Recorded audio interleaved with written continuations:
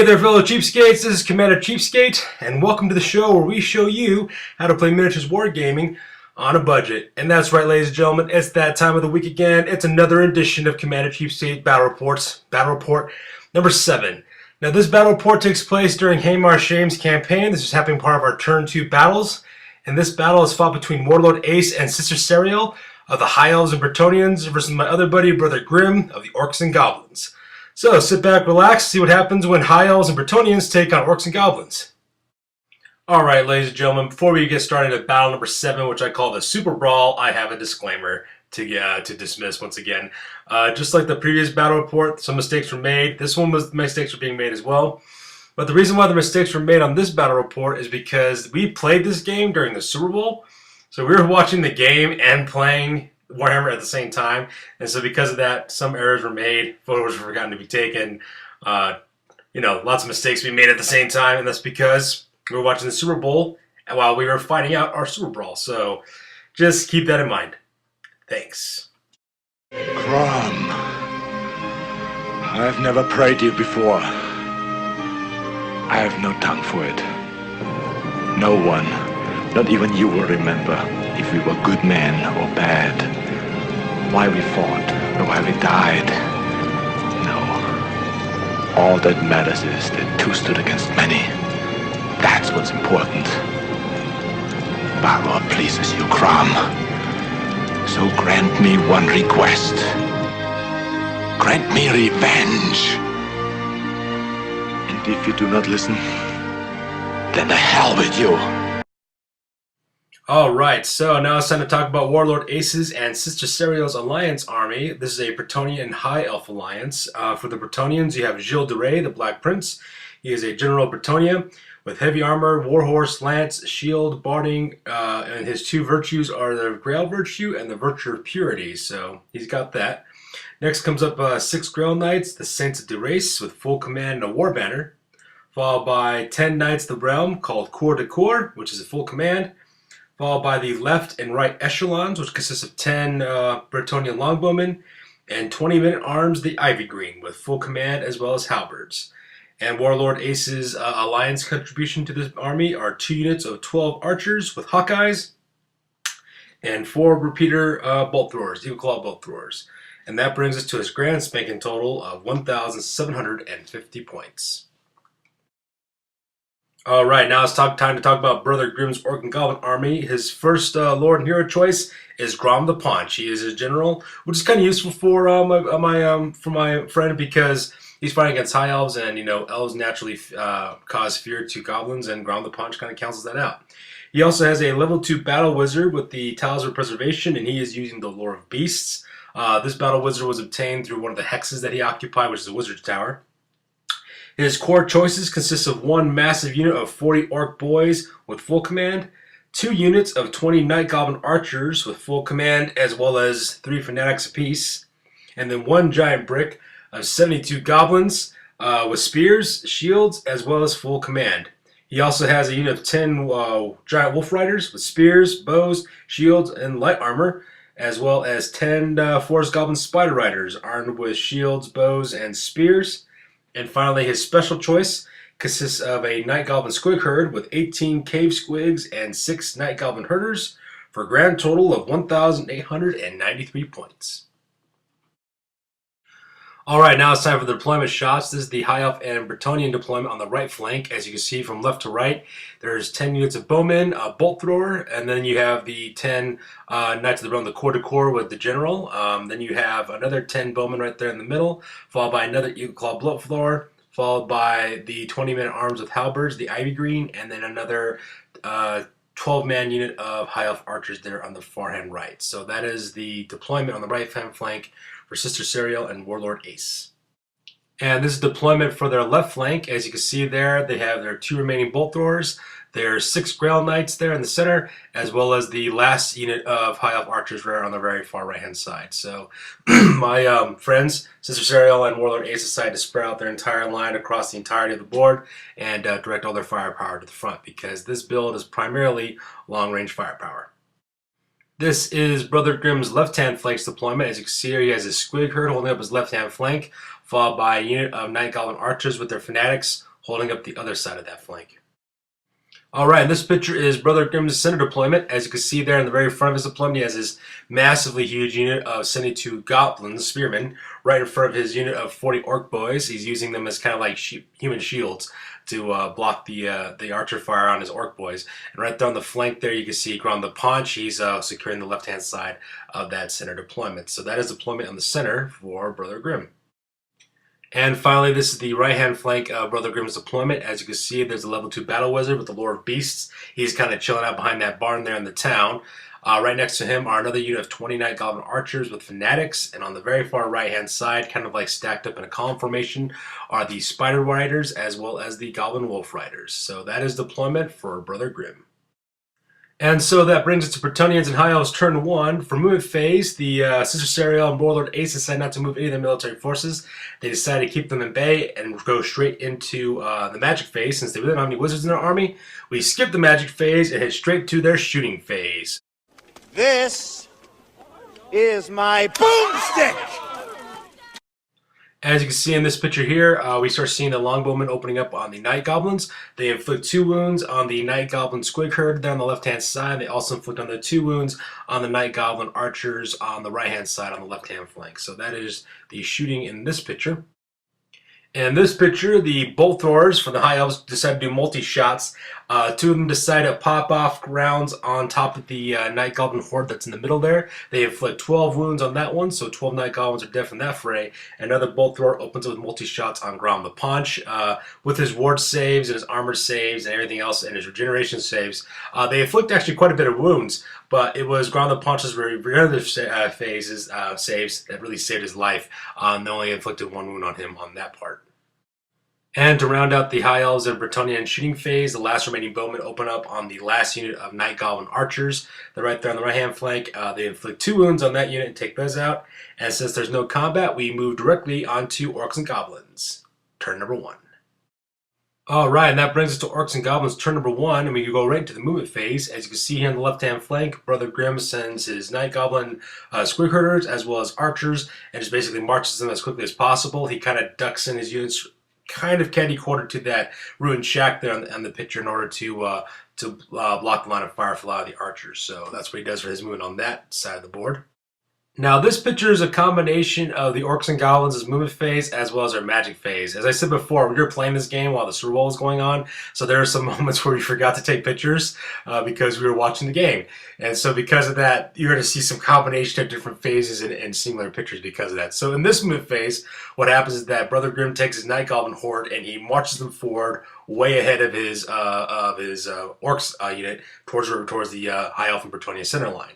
What he then does next is that he also then takes Grand the Paunch and he moves it into the space between both the Night Goblins as well as the Orcs. His plan is to have Grand the Paunch be behind that Night Goblin, the Goblin Spearman shield that he's created, and have his Orcs kind of follow up and bring up the rear, and so they move up into an edge towards Grand the Paunch, so that way they can give a support fire at the same time. While that's occurring as well, he also takes his Wizard and he dashes him into the same space in between the Orcs as well as the Night Goblins, so that way he is protected on both his front and his back from all sides. Now, like I said before, this is also a combination of the magic phase as well. Warlord Brother Grimm's 2 magical spells that he has for his wizard are the Amber Spear as well as Weason's Wild Form. So he casts his Weason's Wild Form on top of the Night Goblins and successfully gets that off. And so now they have +1 strength and +1 toughness, which means now you have a unit of strength 4, toughness 4 Night Goblins absorbing missile fire, protecting his general as well as his wizard as well as his main unit of Orcs, which is pretty cool if you think about it. It is very Orc and Goblinish in terms of just sending your goblins in to get kamikaze style and use them as cannon fodder, which is kind of cool. So that was a move for that part of the board. And the remainder of the movement phase is on the right-hand side there. As you can see there, he basically just marches up his Night Goblin Archers as well as his Wolves and Spider Riders. He basically fans them out, and it looks like he's going to try to attempt a charge on the High Elf flank there, is what it looks like he's planning on doing. So that is the movement phase for Orcs and Goblins, turn 1. And since the Orcs and Goblins are out of range of shooting and there's no hand-to-hand combat going on, we move on directly to turn number 2 for the High Elves as well as the Bretonnians. For movement phase, they really don't do much movement at all. They pretty much keep all their units together where they're usually located at. The only difference is now is that they moved the Men-at-Arms as well as the Knights of the Realm on the, sorry, that's the Grail Knights on the right-hand flank. They kind of move them just up just slightly just to prepare themselves to receive and do countercharge in case of Brother Grimm's units actually make it that far. This is my boomstick!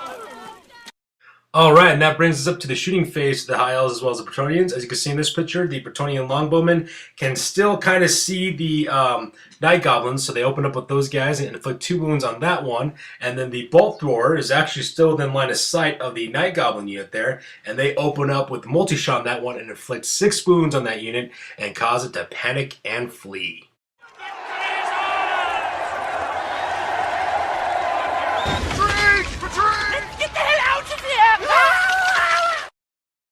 And the shooting phase on the right-hand side, the Longbowmen as well as the Repeater Bolt Throwers decide to open up on combined fire on that unit of Goblin Wolf Riders.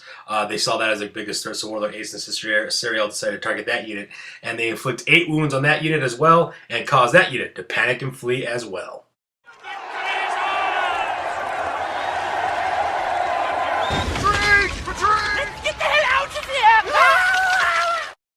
And because the High Elves and Bretonnians don't have any wizards, and because there's no close combat, that brings us to the end of High Elf and Bretonnian turn number 2.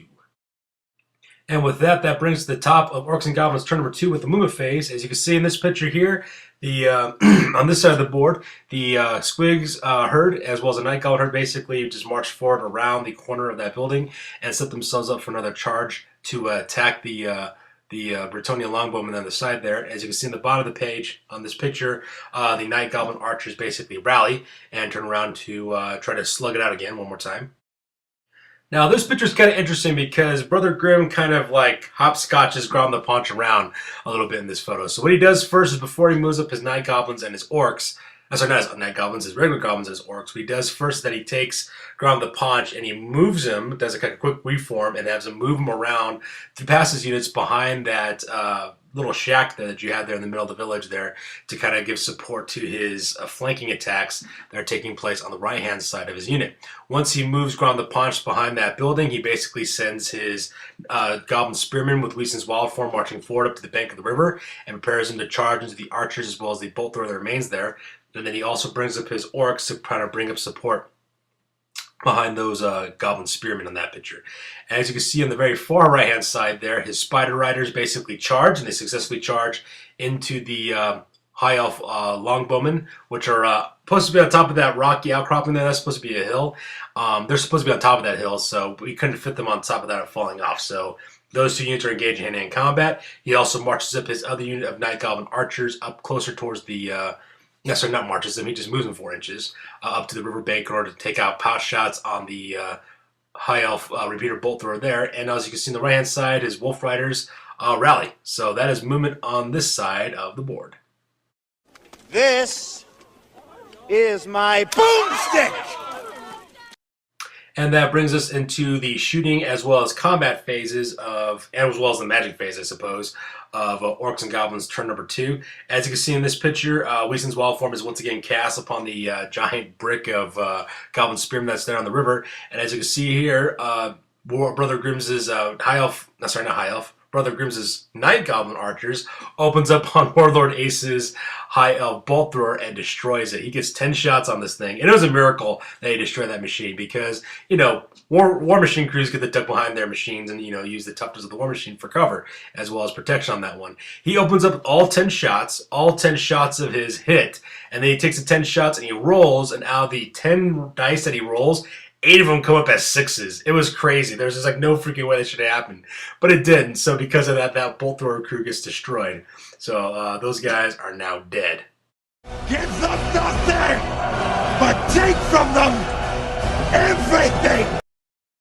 And that also brings us to the close combat phase of this turn. As you can see there, the battle rages on between the High Elf Archers, which was supposed to be on top of that hill on the right-hand side, as well as the Forest Goblin Spider Riders.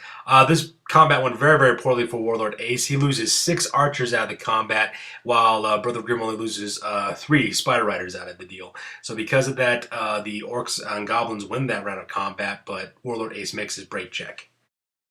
He didn't fall? Inconceivable! You keep using the word. I don't think it means what you think it means. And the reason why I'm playing the epic failure track on this one is because I forgot to show the picture of the previous round of magic from the Orcs and Goblins phase, where Brother Grimm's Battle Wizard destroyed one of the bolt throwers using the Amber Spear spell. I forgot to show that part. So because of that, both bolt throwers on this right-hand side are completely gone for the High Elves and Bretonnians. And that brings us to the top of Bretonnian High Elves, turn number 3. The picture movement phase on this one isn't all that much. Basically, they just take their units on the right-hand side along the riverbank and line up their units along the riverbank. And that brings us right into the shooting phase because this army has no wizards. This is my boomstick! And the longbowmen open up on the Night Goblin Squig Herd unit that was trying to come around that corner. And what happened was they inflicted all their wounds on the Squig Herders, the Night Goblin Squig Herders, and because of that, the unit goes wild. Unfortunately, though, none of the Squigs were within range of any of Warlord Aces and Sister Serials' units, so because of that, there are no effects on that one. That unit just gets destroyed. So there goes the Squig Herders. Give them nothing, but take from them everything! And that brings us to the close combat phase of this turn. As you can see in the picture, 5 wounds are inflicted on Warlord Aces and Sister Serial's High Elf Archers. Only 1 wound is inflicted on the Spider Riders. The High Elves take the panic test and they fail it as well as that, and they also break and flee.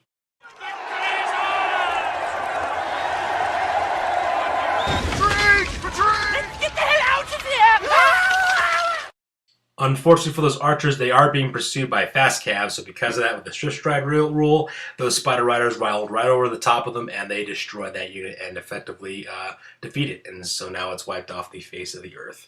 So that is close combat for High Elves and Bretonnians.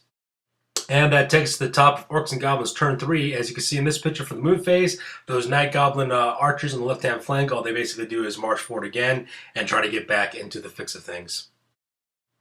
And in this movement phase, all kinds of things are going on in this movement phase. As you can see in this picture, the Night Goblin Spearmen basically charged up into the Grail Knights that are located there along the bank of the river. Brother Grimm decided to charge those knights before those knights get a chance to charge him, so that's what he did with that unit. And then he marches up his unit of orcs catty-corner to the left of that unit, so that way he can charge into the archers as well as the men-at-arms there on the riverbank right there. As you can see in this picture as well, Grand the Paunch kind of comes up behind the Goblin Spearmen, as well as the Night Goblin Archers also move up as well. And he's got a bit of a traffic jam on that right-hand side with Grand the Paunch, so I think he's just keeping him back there just to make sure he remains safe and out of the range of fire of any opposing archer units. This is my boomstick! Magic phase is kind of a wash for Brother Grimm. Sister Serial and Warlord Ace are able to shut down all of his magic spells, so there was nothing going on with that one. And then we go directly into the shooting phase. As you can see in this picture, that Night Goblin unit opens up on top of the High Elf Bolt Thrower that's located there on the left-hand flank, and they destroy it. Once again, it was like another series of miracle shots. I'm just thinking it's just the number of shots that he can throw out is what's really helping against those bolt thrower crews. And then the high rolls he gets when he rolls a wound, because he's just steamrolling with those things when it comes to his units. These Night Goblin archers are way more deadlier than they actually should be, and so that's what happens to that unit. Give them nothing, but take from them everything! And that brings us to the close combat phase of this turn. As you can see in this picture, with the combat that's going on between the Grail Knights as well as the Goblin Spear Horde that's located there, the Goblins failed to inflict a single wound on the Grail Knights, and that kind of figures because without the benefit of Weason's Wild Form, they really lose a lot of combat ability against the Grail Knights. Because, you know, the Grail Knights are mounted, they have barding, they have heavy armor and shields, so they don't inflict a single wound on those Grail Knights. The Grail Knights, in turn, inflict 4 wounds on top of that Night Goblin, on top of that Spearman unit, as you can see there in this picture. And now, if you look at the top of the picture, I didn't show this in the last phase because I failed to get this picture beforehand because we were watching the Super Bowl. As you can see up there at the top, the Spider Riders reform and turn to do a rear charge on the Grail Knights. And the reason why I showed that picture is because it has a lot to do with what happens right immediately after this combat phase.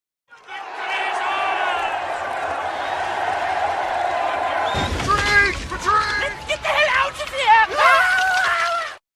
And as you can see in this picture, the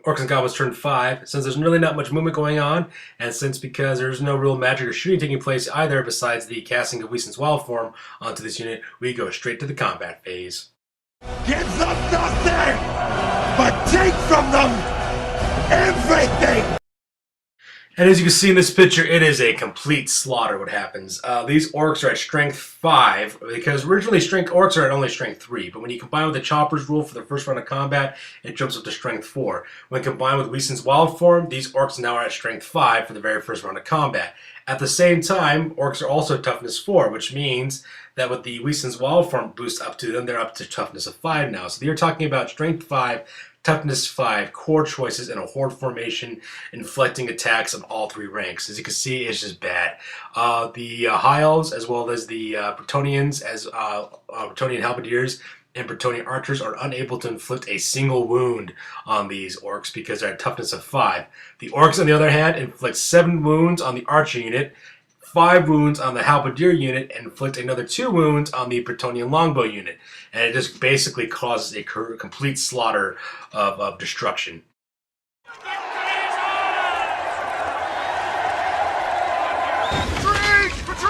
Get the hell out of here! And as you can see in this picture, the archers, as well as the halberdiers, as well as the longbowmen, all fail their panic tests. They all fail their break tests, and they flee for the hills. Luckily for them, though, the orcs do pursue, but Brother Grimm rolls snake eyes on that picture, on that roll. So they only go forward 2 inches. So the rest of the units break, and they run for the hills. And Brother Grimm is left in their dust, basically speaking. So, I guess everything can't go Brother Grimm's way. I mean, that combat totally, he owned on that combat. So, him filling his pursuit role is just kind of ironic. So that's exactly what happened in that combat phase. Give them nothing, but take from them everything! And since there really isn't much movement going on or shooting or magic for the Bretonnians and High Elves, we go directly to their combat phase. As you can see in this picture, the Wolf Rider unit that the Bretonnian Knights of the Realm, as well as the General Engagement, is utterly destroyed. They completely destroy that unit. They overrun right past the Goblins, right into Ground the Paunch. And as they're getting combat Ground the Paunch, they also kill him and they destroy that unit as well, which causes the numbering units to basically flee. As you can see in that picture on the left-hand side, the Night Goblin Archers decide to flee from that engagement, as well as the Spider Riders on the bottom of the page. The big, huge chunk of Goblin Spearmen decided to stay, though, because they passed their panic check on that one. He didn't fall? Inconceivable! You keep using the horde. I don't think it means what you think it means. As fate would have it, it was also during this portion of the game where that last play by the Seattle Seahawks at the Super Bowl took place, where they decided to throw the ball and pass it instead of run it.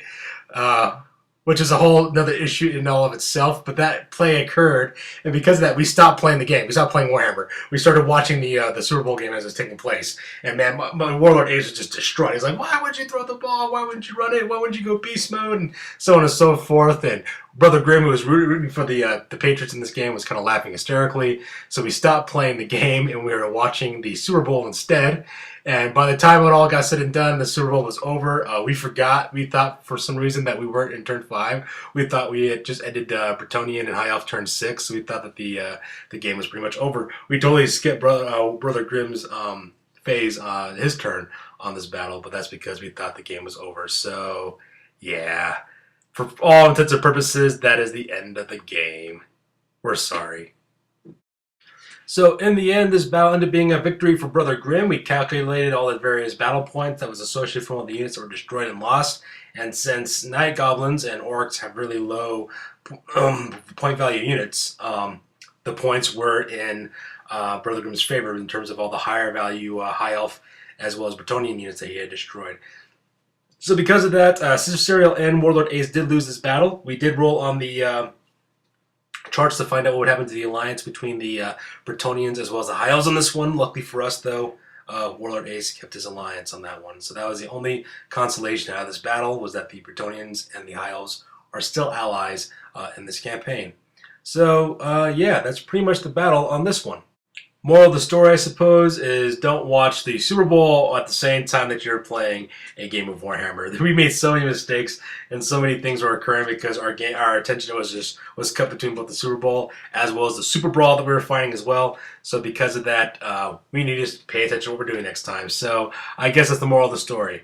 And also never pass the ball when you're on the 2-yard line before a touchdown as well. Too soon? All right. Anyways, that's it for this battle report. This ends battle report number 7 of Hamejarr Shame Campaign. Once again, I am Commander Cheapskate. Thank you for watching, and tune in next week for more battle reports from Commander Cheapskate.